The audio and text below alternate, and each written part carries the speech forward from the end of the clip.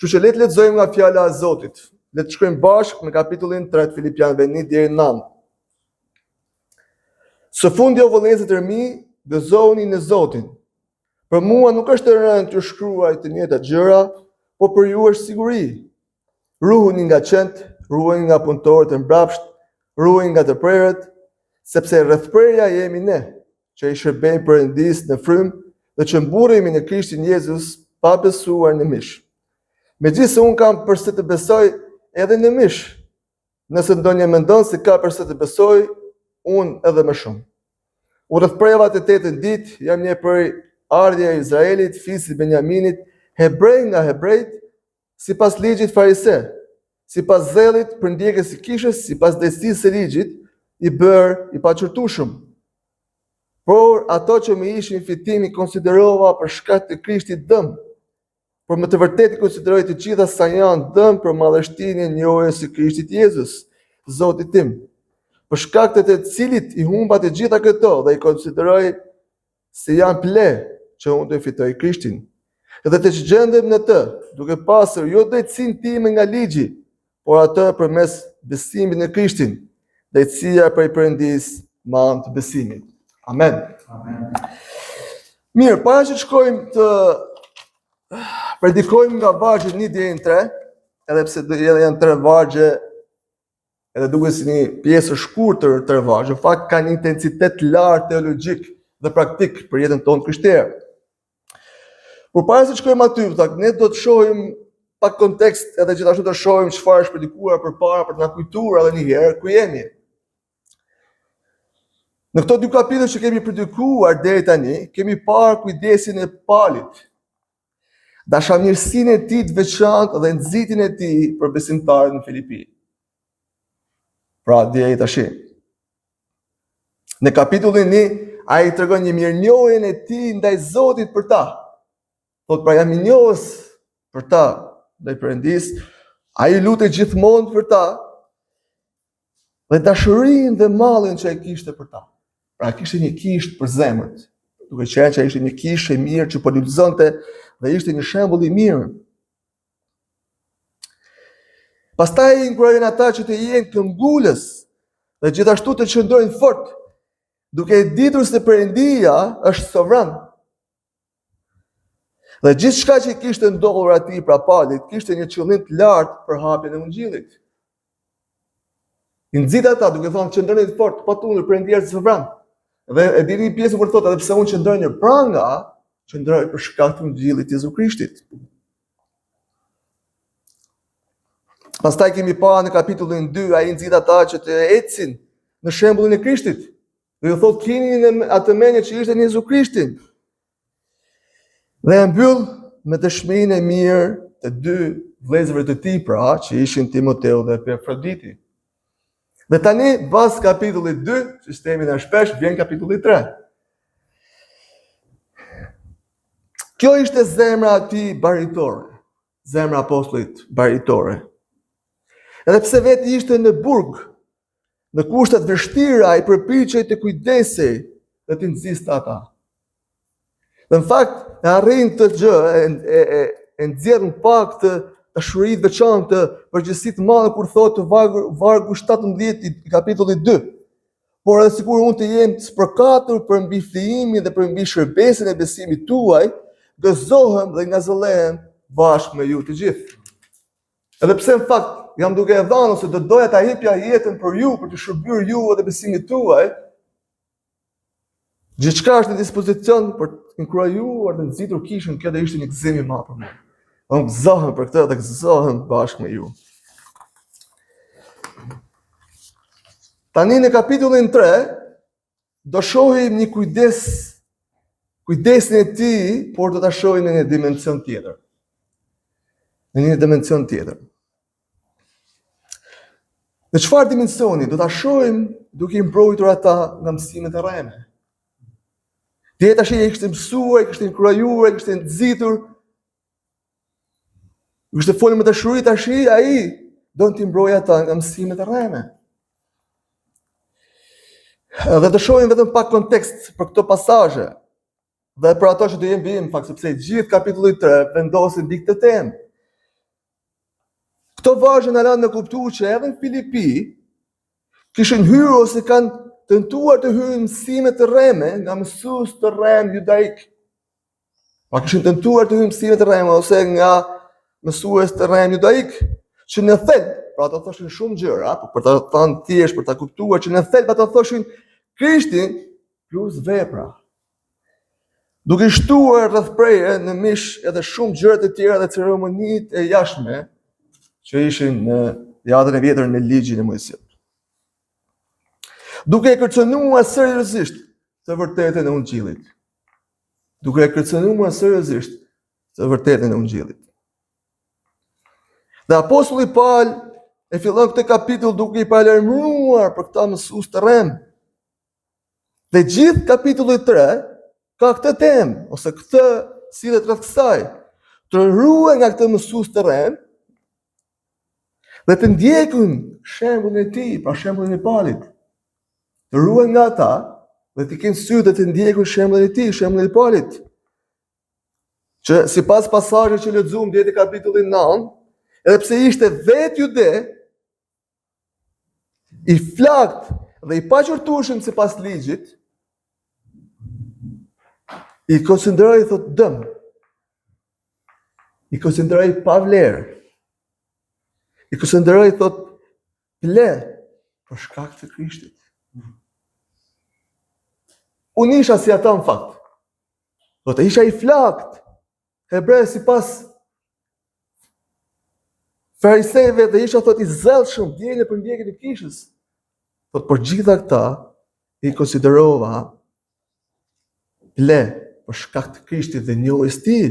Dhe këtë na thot vargu 6 dhe vargu 17. Në fakt e vargu 3:17 ja çfarë thot? Vëllezër, bëheni bashkëmetuesit e mi, dhe vërini në ata që ecin kështu, sipas shembullit që keni në ne. Vëllezër, më imitoni mua, që shijbejmë Krishtit dhe kauzës tij.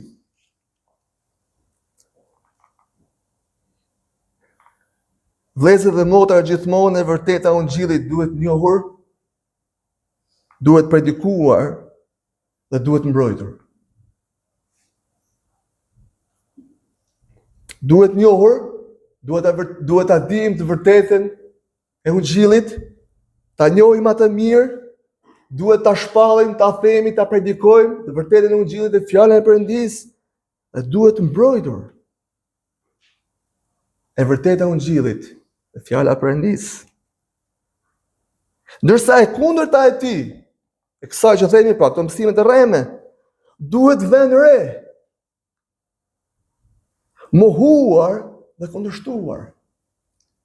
Gjithmonë ka një veprim aktiv, jo pasiv. Pra ne, kur është për Ungjillin e vërtetë dhe fjalën e Zotit, jemi aktiv për ta bërë të mirën, për ta njohur, për ta predikuar, për ta mësuar, për ta mbrojtur. Por kur është e kundërta e kësaj, ne duhet ta vëmë re. Ta dim ku është, cila është. Duhet ta mohojmë. Ta mohojmë të pavërtet dhe ta kundërshtojmë të pavërtet.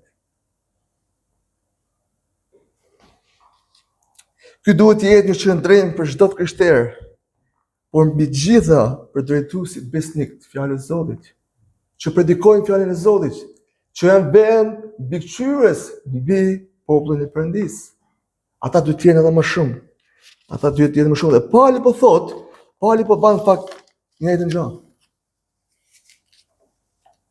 Ai e njeh, ai e predikon, ai e mbron vërtetën, gjithashtu e vën re dhe kujdeset dhe përpiqet me gjithë forcën e tij për ta kundërshtuar çdo lloj pislliku ose mbulimi të Ungjillit të vërtetë dhe të pastër të Jezu Krishtit. Dhe kjo vëllezër e motra, mani mend, është në fakt një shenjë dalluese e një bariu besnik dhe të vërtetë. Mani mend, që të doni me dallu një bari besnik të vërtetë, që e don Perëndin, që e don Ungjillin, që e don fjalën e tij, është kjo shenjë dalluese. Prandaj të shkojmë në këtë pasazh të shohim 3 pika kryesore. Në pikën e parë të shohim gëzimin në Zotin dhe sigurinë që kemi në të vërtetën e tij. Në pikën e dytë do shohim pra lajmërimin nga mësuesit e rrem, pra çdo varg ka nga një pikë, dhe në pikën e tretë do shohim krishterë i vërtet ose rrethpërja frymore. Pra krishterë i vërtet ose rrethpërja frymore.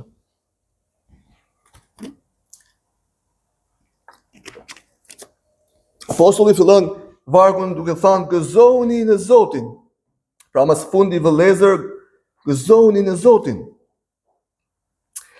Siç e kemi thënë në fillim që tema kryesore e letrës është Krishti, gëzimi i popullit të tij. Krishti është gëzimi ynë. Ky është një refren i letrës së Filipianëve, duke filluar që nga vargu 1:4, që thotë duke lutur gjithmonë me gëzim për ju, të gjithë në çdo lutje që bëj. Dhe duke kulmuar, pra gjithë vargu të kishë përshojnë në trajnishtë, dhe duke kulmuar të vargu 4:4 ku thot gëzoni gjithë një në Zotin, po ja u them përsëri, gëzoni. Dhe duke përfunduar deri te 4:10, ato që mësuat dhe morët dhe dëgjuat dhe u gëzova shumë në Zotin, që më të fund kujdesi ju e për mua, u ringjallërua. Është një refren. Duke ditur në fakt që në qendër të letrës ishte kristologjia, dhe një nga temat kryesore ishte gëzimi që ne kemi në Krishtin, Jezus. Ishte një refren i gëzimit të parë. Gëzoni, gëzoni, gëzoni, gëzoni. Urdhërimi që jep Pauli te tre nishi specifikisht për gëzimin, pra thot gëzoni në Zotin, dhe me qëra fjala është një urdhërim, dhe jo një sugjerim, nuk thot që unë mendoj që të gëzoni në Zotin. Fakt është një urdhërim, gëzoni në Zotin. Po ta shohim edhe te 4:4 është një urdhërim, po ja u them gëzoni në Zotin, po ja u them përsëri gëzoni në Zotin. Është një urdhërim.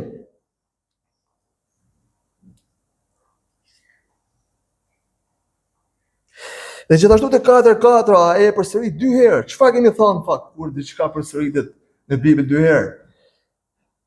Është e rëndësishme, i vën një tekst veçantë, e përforcon urdhërimin e tij. Gëzoni në Zotin, po ja u them përsëri, gëzoni në Zotin. Është e rëndësishme të gëzohemi në Zotin, të gëzohemi në Krishtin dhe në atë çfarë i ka bërë për ne. Këtu ku jemi në fakt të vargu 3, kapitulli 3, vargu 1, ky urdhërim vepron si një urë lidhëse, për arsyeja pse apostulli e përdorur këtu është si një urë lidhëse, ndërmjet asaj që kemi thënë deri tani, dhe asaj që do të mësoj në vazhdim, po thot apostulli Paul. Gëzoni që tashmë Krishti është përlëvduar, pra në gjërat që kanë ndodhur, ai është shpëtimtari dhe shembulli jon. Ai është sovran në çdo situatë, pa duke pas situata që kanë ndodhur, ai është sovran në çdo situatë, dhe gëzoni. Dhe në fakt, ai po urdhëron ata që të gëzohen, ndërkohë që do shohim mësimin që do vinë përpara, duke thënë që gjeni gëzimin tek ai dhe vetëm tek ai. Gjeni gëzimin tek ai dhe kjo vetëm tek ai. Kjo vlen të shumë, siç do ta shohim, ndërsa nis një çështje mbi ata që i shtojnë Krishtit. Me ata që i shtojnë Krishtit, faktorë të tjerë të domosdoshëm për shpëtim. Gjithmonë njerëzit që janë pakënaqur, nuk gëzohen ata që kanë dojnë të shtojnë diçka. Do thotë gëzoni në Zotin, se po se gëzohet në Zotin do vinë diçka tjetër. Që t'ja marrë gëzimin e Perëndis.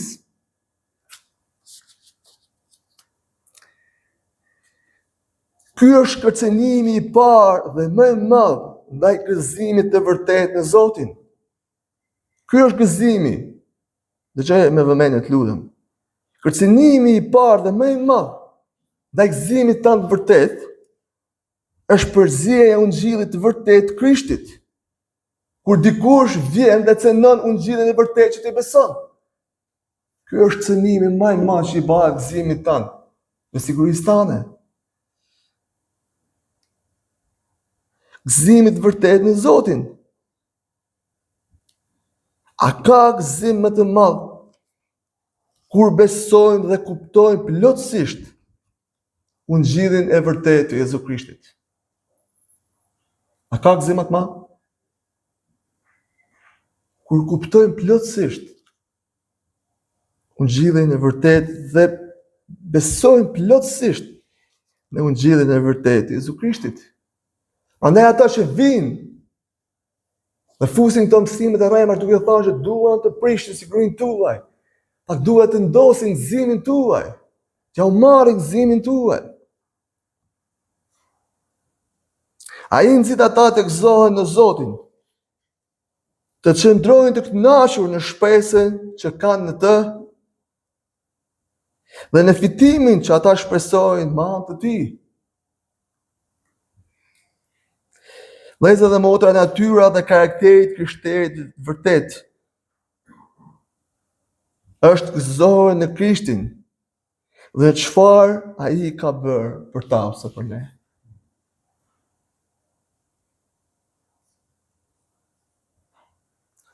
Sa më shumë gëzohemi në Krishtin, gjejmë kënaqësinë me të, aq më të gatshëm do të jemi të shërbejmë atij. Sa më shumë gëzohemi në të, kënaqemi në të, aq më shumë ne jemi gati për të shërbyer. Për ta ndëruar, për të lavdëruar, për ta adhuruar të. Dhe kemi më pak rrezik që gjërat e tjera të largojnë prej tij. Kemi më pak rrezik që të ndikohemi nga mësimet e rreme, nga këto gjërat e tjera që duan të na marrin gëzimin e tij. Nehemia 8:10 thot gëzimi i Zotit, pra kur është duke thënë atje shkoni dhe shërbeni Zotit, me gëzim thot, sepse gëzimi i Zotit është fuqia jonë. Gëzimi i Zotit është fuqia jonë. Pjesa 2 e vargut të parë thot për mua nuk është e rëndë të shkruaj të njëjtat gjëra, por për ju është siguri. Pali po thot njëjtën gjë që thot edhe një vllai joni, shpesh herë thot, jo kam thënë 100 herë më burr. 100 herë më burr kam thënë. Dhe në fund shkojnë dhe mësojnë dikun tjetër. Ja kam thënë 100 herë. Në fakt kjo është detyra një bariu të mirë, t'ja u themi 100 herë. Mos heqim dorë nga e vërteta Perëndis duke përsëritur. 100 herë. Pali po thotë që këto janë gjëra që më përpara ju kam thënë, ju kam predikuar, ju kam mësuar. Po ja u shkruaj përsëri. Po ja u them përsëri. Që t'ju tregoj që jam akoma i seneljes mendje. Pse jam larg. Në fakt nuk kam ndryshuar mendje. Jam i akoma të njëjtës mendje. Që vetëm Jezu Krishti, që vetëm hiri, që vetëm besimin e të është shpëtimi jon. S'kam ndryshuar mendje. Është thjesht për mua. Nuk është e rëndë për mua, unë këtë punë kam. Është duke thënë me fjalë tjera. Unë këtë shërbes kam. Dhe në fakt Pali në letrat e tjera thot, po mos ta bëj këtë, i mirë jonë. Këtë punë kam. Që shkruaj gjëra për ndërtimin tuaj. Gjithashtu është mirë për ju,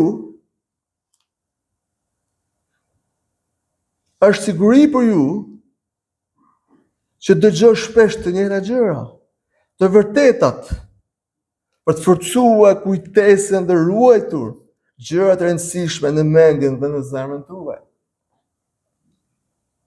Por është e rëndësishme për ju, thot, është një siguri për ju, t'ja u përsëris, për t'ja rikujtuar çdo ditë në kujtesën tuaj, për të forcuar mendjet tuaja dhe zemrat tuaja, për të qëndruar në vërtetat e Perëndis. Tani një mësim të vogël, nuk duhet të ndalem shumë, por vetëm një mësim të vogël. Është një kuriozitet i kot që të dëshirojmë gjithmonë të dëgjojmë në një gjë të re. Dëgjoni me vëmendje pak.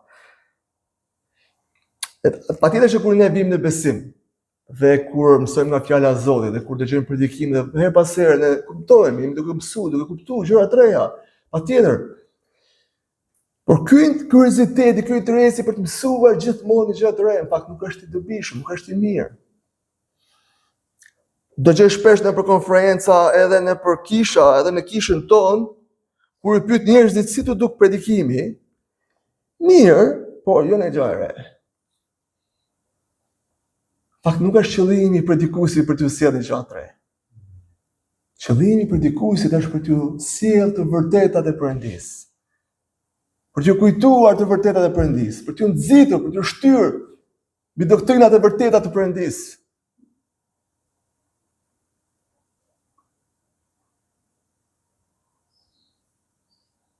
Dhe ky është një qëndrim jo për t'u themeluar. Pra ata nuk janë duke menduar, ata që thënë këto gjëra këtu, nuk është për t'u themeluar, sa më janë duke gëzuar, kjo është e vërteta e Perëndis, por fakti është një krekosje.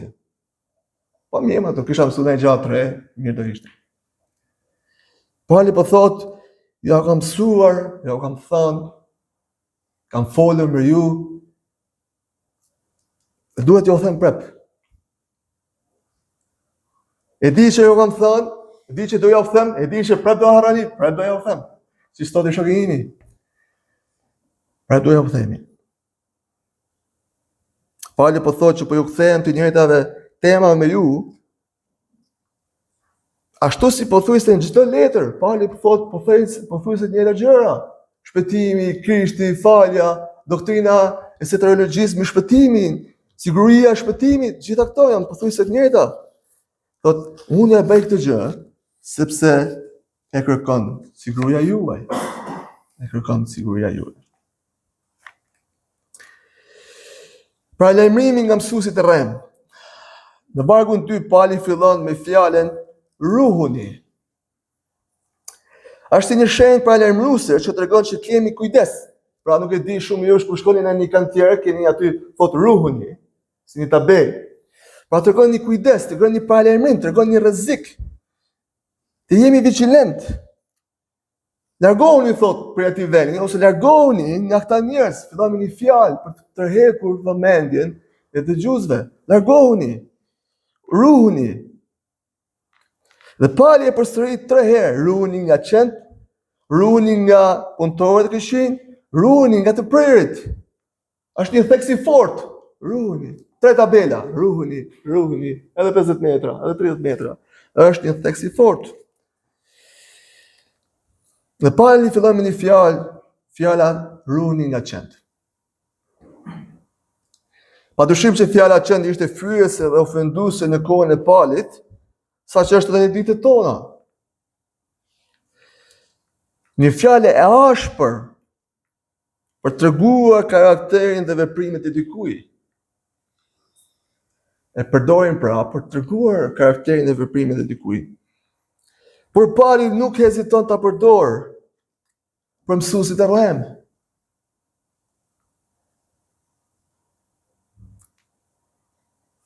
Sepse tregon se kishte diçka të rëndësishme për t'ju tërhequr vëmendjen, sepse një fjalë e tillë nuk përdorë i lehtë. Është e rëndësishme, me ju tërheq vëmendjen, me tregu rrezikun e madh, sepse një fjalë e tillë nuk përdorë i lehtë. Do të kishte një emergjencë madhe aty. Apostulli përdor një gjuhë të fortë kundër mësuesve të rrem. Në fakt ata e ka për mësuesit e rrem. Ruhuni nga qend. Apostulli Paul nuk është si ne sot kundër këtyre kategorive. Kundër këtyre mësuesve të rrem që sjellin një ungjillë tjetër. Ai nuk ishte kështu si i ndjeshëm se mos po prek ndjenjat e tyre. Shiko, ta them me kujdes se mos prek ndjenjat e tyre. Mos t'i ofendoj, se po ju them qenë dhe po ofendohen. Ose mos dukem shumë gjykues, se s'marrën me sy të mirë, i quhen qenë, si ata që nuk bëjnë pjesë e popullit Perëndis. Në fakt ishte gjithmonë një simbolik për treguar që nuk je pjesë e popullit Perëndis, je si një qenë.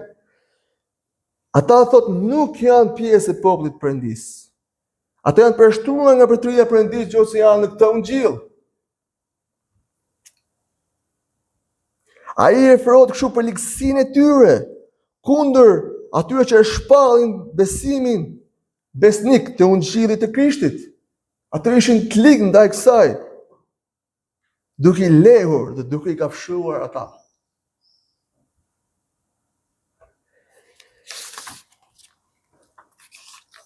Ata kishin cënuar në thelb Ungjillin, duke lavdruar dhe duke vërë theksin mbi veprat përkundër besimit të vetëm në Krishtin për shpëtim. Kishin cënuar në thelb Ungjillin.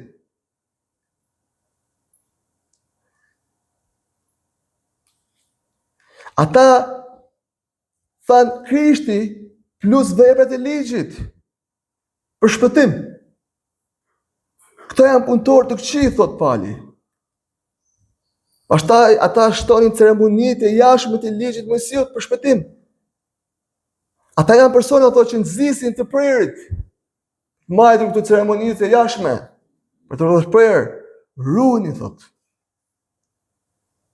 Ata nxisin të prerit në mish, siç ishte rreth prerja fizike, por thot ruani edhe nga këta.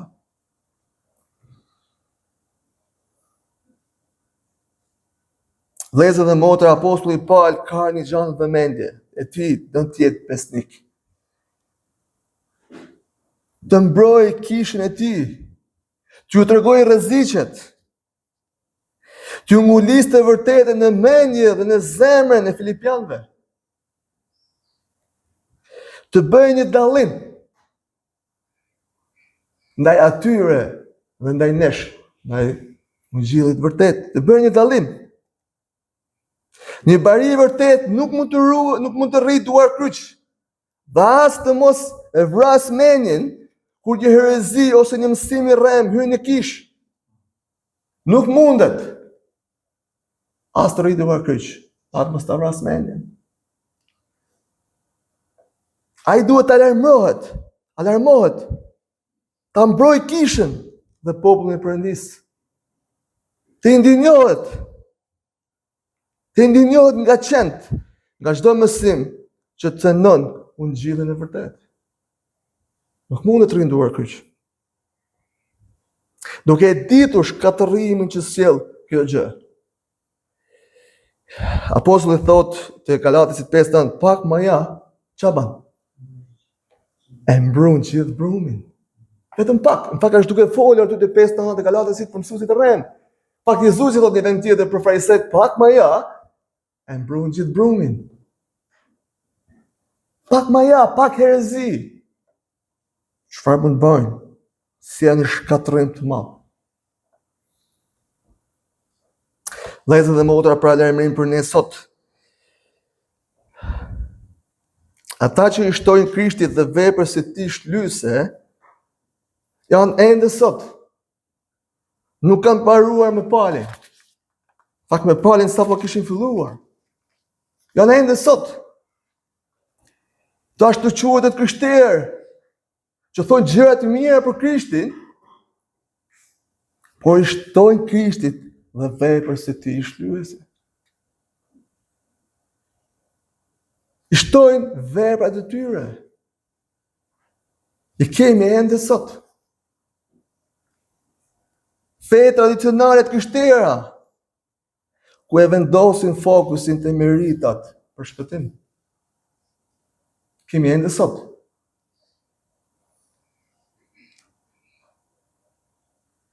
Për Palin kjo, vëllezër dhe motra, kishte një rëndësi dhe shkaktonte indinjat. Shkaktonte një indinjat të shejtë. Krishti që ai predikonte ishte i vetmi dhe i mjaftueshëm shpëtimtar në mëkatarëve. S'kishte nevojë për asgjë tjetër. Ungjilli që predikonte vetëm Krishtit, me anë të hirit, vetëm përmjet besimit. Ishte i vetmi Ungjill që siguronte pranimin përpara Perëndis. Ishte i vetmi Ungjill dhe lavdisë së përjetshme. Ne duhet kemi të njëjtin zell ndaj Zotit Jezu Krisht dhe ungjillit të Tij.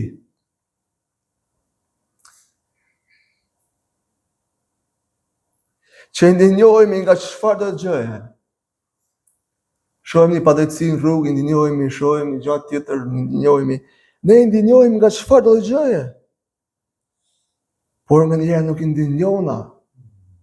U shohim se ç'nohet ungjilli, u shohim që ç'nohet lavdia Perëndis, e vërteta Perëndis. Ai ndinjohej nga çdo gjë që e zvoglonte ose mbulonte veprën e Krishtit. Ai ndinjohej. Vëzhgjet e motra ju bëjë që ta duan vërtetën si ai. Ta përlëvdojmë Zotin Jezu Krisht si ai. Dhe ta mbrojmë ungjillin e vërtetë si ai. Dhe pika e tretë është rreth prerja e vërtetë frymore. Në vargun 3, edhe pse në dukje kaq i thjesht, po çojmë me vëmendje pak, Pali ban 3-4 deklarata të mëdha, që në fakt janë zemra e ungjillit. Zemra e ungjillit. Deklarata e para shëman që ne jemi populli i Perëndis dhe zotrojmë bekimin e Tij të përjetshme, premtuara, pra do ta shohim, ju po thoni ku e thot, po ja do ta shpjegojmë. Pra kjo është rrethpërja e vërtetë. Ne jemi populli i Perëndis, që shërbejmë Perëndis në frym, ose adhurojmë ata në frym, pra janë në vepra, mbështetja e plotë në Krishtin dhe në veprën e Tij, dhe refuzimi për të mbështetur në veprat tona ose në mishin tonë. 4 deklarata të fuqishme. Vetëm në këtë varg. Vargu 3 fillon rreth prerja, jemi ne. Pse Pali përdor këtë simbolik nga vjata vjetër për të kundërpërgjigjur këtyre mësuesve të rrem jude? E marr pra nga Zanafila 17 vargjet 9 nga 13, nuk do të shkoj ju shumë nga ju e dini. Rreth prerja thjesht për ta thënë shkurt për të shkuar te kuptimi jon pastaj, dhe është e jashtëzakonshme pak vetëm fryma shembull mund t'ia zbuloj. Rreth prerja ishte një shenjë dalluese e jashtme e popullit Perëndis, e një beslidhje që Perëndia bëri me Abrahamin. Në kapitullin 17, kur ai bëri një beslidhje me Abrahamin, se ai do të ishte Perëndia i tyre dhe i pasardhësve të tij, dhe të tyre hap tokën e premtuar. Dhe ai do të ishte për jetë Perëndia i popullit të Tij, pra, ata janë Perëndia e popullit të Tij, dhe si një shenjë e beslidhjes së Tij, ai bani këtë rrethprerje. Pali po thotë që ata që janë rreth pritën në mish, janë tashmë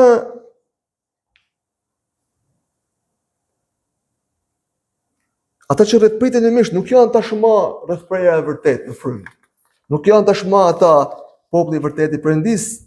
Ne jemi populli i vërtetë i Perëndis. Ta shikimtar të mbretërisë së Tij, të premtimeve të Tij. Ne jemi marrësit e zgjedhur të shpëtimit të Tij, të bekimeve të Tij. Ai është Perëndia jonë dhe ne jemi populli i Tij.